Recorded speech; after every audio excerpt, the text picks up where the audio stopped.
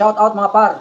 For today's video, ating aalamin kung may scam o napasok ba ng scam. Budol-budol ang lalamove. Oh my God! Sa inyong palagay mga par, comment ka nga sa baba kung napansin mo rin to. Kasi ako, naglalamove ako, nakikita ko, napapansin ko. Una, dalawang ano lang tayo punto dito mga par.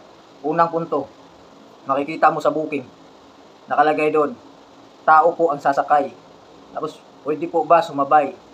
Oo, meron naman pwedeng po sumabay doon. Pero yung ibang booking mga par, nakalagay doon, tao lang mga par, walang bagahe. Di ba nga, lalamove tayo? Hindi ba nababasa ng CS yung ganyan?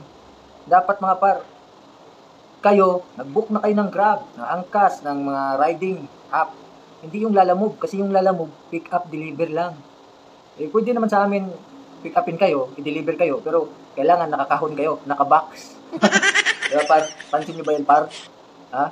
3 po kami sasakay. Pwede po ba? 4 kami sasakay. Tao lang, walang bagahe. Yun ang point ko. Unang punto.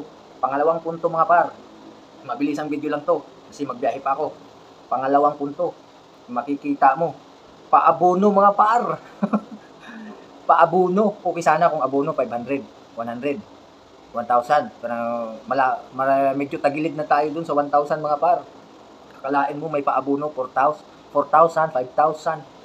Akalain mo yung mga par. Ha? Ano? Hindi ba nababasa ng ano yan? Kasi nagbubook sila eh. Tapos nakanote doon. Mga par, abono mga par. Kaya nga tayo naglalamove kasi gusto nating kumita. E sino ba naman yung maglalamove kung meron ka ng pocket money na 5,000? Meron kang pocket money na 3,000? Mga par, kung may ganun kang pera, ba't ka pa magpapagod, magbiyahe, deliver, pick up? Di ba? Ba't ka pa maglalamove? Yung may pocket money ka ng 5,000. Yung mga par, abono.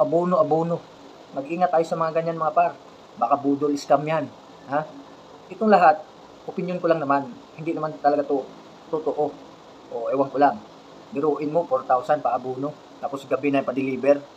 Mga par, gabi.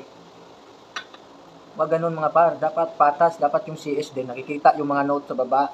Hindi na magpaabono ng ganun kalaki.